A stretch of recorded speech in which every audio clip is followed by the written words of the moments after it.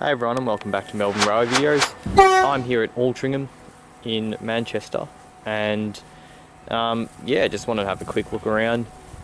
It is quite an interesting station because it has both trains and trams, and if you just arrived here and there were no trains or trams here, you'd think it's just a train station, because like these are the tram tracks to the left, and that's obviously a tram sitting there, but yeah, the platforms are quite long here. I'll just give a quick pan to give you an indication. So that's platform 1 over there that I'm just showing you. And as you can see, you know, it goes this entire length until there's a dock platform there. So you'd think that trains would be able to stop on platforms 1 and 2. I'm not sure if they can. Like, it appears, if you have a look up the track here. Oh no, I was looking at that crossover there, but there's no crossover between the tram tracks and the train tracks. But yeah, it's just interesting how similar platforms 1 and 2 are to platforms 3 and 4, which are the train platforms. So I've got an explanation for why the station is like this. Had a quick look at the Wikipedia page. It turns out that these dock platforms, or I don't know if that's their official term, I'm calling them dock platforms. They used to be 3 platforms, which can be seen in the difference between these bricks to the right and these bricks on the end, which are a lot newer. Can also be seen in this little bridge up ahead, which clearly has room for more tracks going through, and that bit isn't used anymore. So just, I think, the late 80s, early 90s, around the same time that the St Kilda line in Melbourne was converted to light rail, this line to the left was converted to be a tram line, but it's more like a light rail in the, like you see in Sydney. And yeah, there actually used to be an electric line to the left, an electric train line, but obviously it's been converted to be a tram line now. And you can see the remnants of that old line all the way along as you take the tram towards the city. So I find that quite interesting. And another interesting thing about the route out here is that it actually goes beside a canal, which might be the main canal from London to Manchester, which had, you know, great historical importance. So it's interesting to just see that in its current state, which is more just like a river. I mean, there's not really much point for a canal anymore. It's not like you move freight by canal much. Certainly not in a canal that narrow, and freight trains kind of made them obsolete. Anyway, and we've got the tram departing for Piccadilly.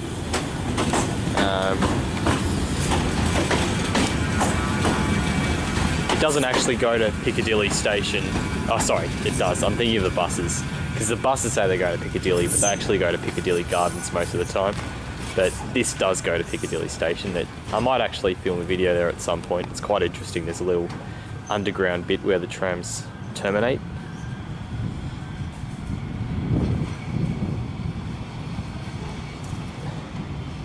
Yeah, you can see the tram lines are actually signalised, unlike Melbourne trams, which have very few, if any, signals. I mean, it's mainly just traffic lights.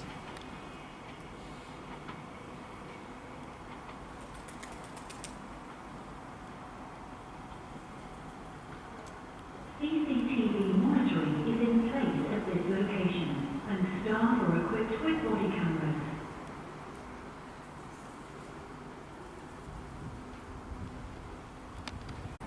And we've got another tram arriving. Trams will often pass each other in this section here because there's a brief single track section up ahead for whatever reason. I'm sure that historically there wasn't, but you know, cost cutting. See it going into platform 1. It's Sunday today, so there's not much point for it to go to platform 2.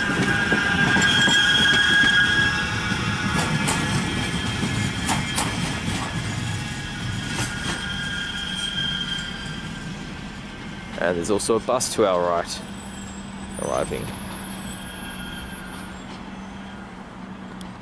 Yeah, so in terms of the rating of this station, it's an it's an interchange, so that definitely bumps it up a bit. The fact that you can go from trains to trams to these double-decker buses that show up on the right, so it's very useful in that sense. But the train service is just woeful. I mean, the next train on platform 4 is not until 5, and it's not even 4 o'clock yet. So it's essentially, just regional trains stopping here when Altrincham is, very much a part of Manchester, even if it's on its outskirts. So, yeah, I think it could do with a more frequent train service. But the trains are good. They're nice and frequent. They're pretty fast until you get into the city, but yeah, they do the job and they're very well used. They're sort of very similar to Sydney's light rail in that way. Anyway, so to the rating, I'd give it a 7 out of 10. I think it's an interesting enough station, does the job. In terms of, turn up and you can easily get a tram or a bus. But yeah, it would be higher up if it had more frequent trains. But I think it does enough to warrant being a 7. It's an interesting spot to visit. Okay, very interestingly, I'm just having a look at the track geometry up ahead. It seems possible for trains to go across under the tram tracks. So someone will have to let me know in the comments if this is possible, if this happens, under what circumstances it would happen. But yeah, what a sight to see. The potential for mixing between trains and trams. The tracks, ostensibly they look very similar. I'm not sure, there might be a difference in the amount of weight that they can hold, but it seems that they're, trains can use tram tracks. And the trains that go through here are diesel powered, so there's no sort of power restriction to them using it. I wonder if there's just some sort of weight limit. And we've got a Piccadilly service departing.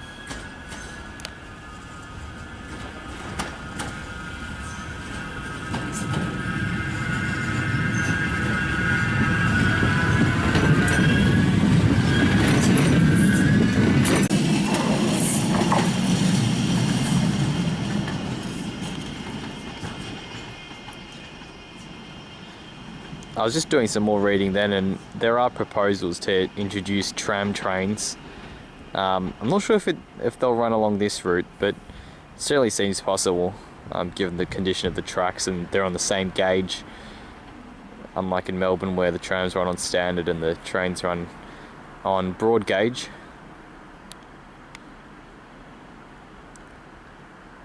The next station that way, I can't remember what it's called, but one of the platforms is used by trams and the other platform is used by trains, which is really interesting, I think. I'm going to stick around here and film a train, so I won't have time to go and film a train at that next station. So there's not really much point in me going there, but I think it's just something interesting, worth noting. Just 2 things to note in terms of signage. One is that it's got the National Rail logo and the Metrolink logo. I mean, that's not really that significant but for those who haven't seen anything in Manchester, perhaps it's interesting. There's no Manchester Underground. Oh, I'll return to that because we've got a train arriving. This is a National Rail service. It has probably come from Chester.